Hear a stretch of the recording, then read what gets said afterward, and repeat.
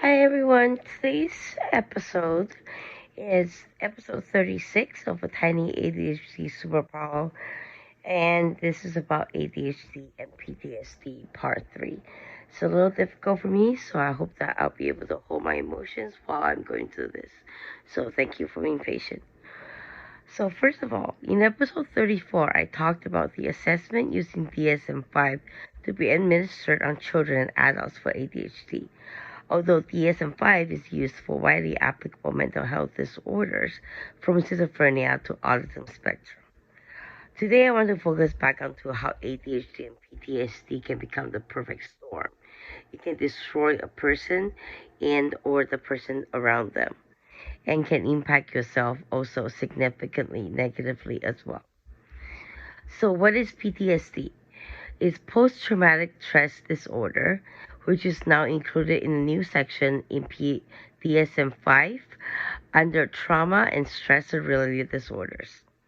The PTSD diagnostic clusters were reorganized and expanded from a total of 3 clusters to 4 based on results of confirmation factor analytic research conducted since the publication of DSM-IV. For the diagnosis of acute stress disorder and PTSD, the stressor criteria was modified to some extent. Previously, certain groups such as military personnel involved in combat, law enforcement officers, and other first responders does not meet the criteria A2 in DSM-IV because their training prepared them to not react emotionally to traumatic events. I don't really agree with that. I mean, everybody goes through trauma. It doesn't matter how trained you are, you will still go through trauma.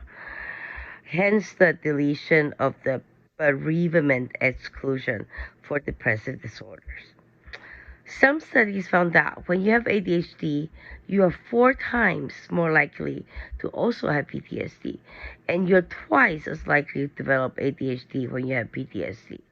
So they are cross-correlated in a way, and they affect each other. The symptoms can look similar, and they may cause similar changes in your brain. As a result, researchers are studying connection between ADHD and PTSD more and more. They're also looking at whether some of the same treatments can help both conditions. PTSD and ADHD can have serious impact on the health and well-being of ADHDers. We're learning these conditions may have more in common than previously known.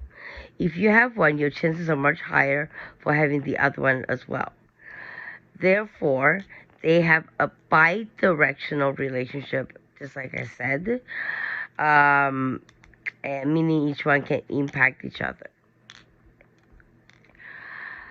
Some studies also found that when you have ADHD, you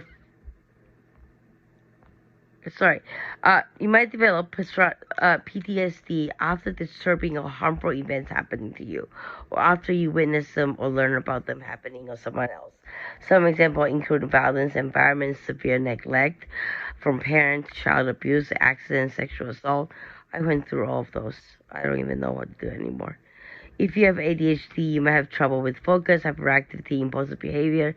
Symptoms usually start in your childhood, but they can continue in your adulthood. Because military veterans are more likely to have PTSD than civilians are, researchers are studying them in hope they'll learn more of the link between PTSD and ADHD.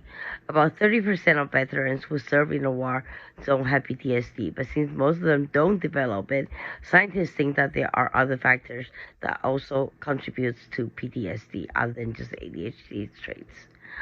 They found that those with another mental disorder, whatever, such as ADHD, are more likely also to have PTSD. But adult ADHD is not often picked up in military entrance exam, so service members who have it may be at even greater risk for ADHD. Also, scientists have found that both cause changes to your prefrontal cortex, an area of your brain responsible for attention, impulse planning, and other executive functioning behaviors. PTSD and ADHD can trigger abnormal levels of hormones that set off your fight or flight response. Some studies suggest that the genetic link between the two conditions And for me, my understanding and interpretation is the fact that since ADHD people have a very dramatic emotional reaction to stress, having PTSD that puts them in even worse position uh, in order for them to feel normal. So treating ADHD and PTSD usually involves psychotherapy, which can help you learn how to cope with symptoms and how to treat your other problems like depression, anxiety, or drug or alcohol abuse, like that's triggered by PTSD. Your doctor may also prescribe antidepressant or anti-anxiety medication to ease your PTSD symptoms. I don't believe that. I believe psychotherapy for PTSD. Researchers want to know if treating your PTSD could also help improve your, treating your ADHD could also help improve your PTSD.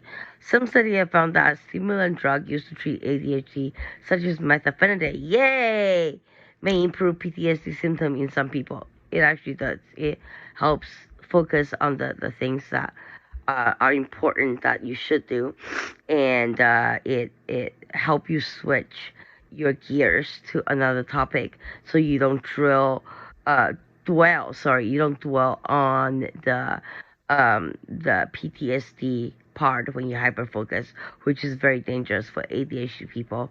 It's my psychiatrist told me yesterday. I learned that. That was great. So, PTSD symptoms early on, their improvement lasted throughout the 12-week treatment, but not enough research has been done to prove ADHD medication can help with PTSD. And again, much more research is needed. So if you go through trauma, if you do anything, please go ahead and tell your doctor and see what your psychiatrist, psychologist, or family physicians can do. And always, always tell them the truth so they can help you. Or else, what is the point, right? Thank you. That's all, folks. 明天见. See you tomorrow.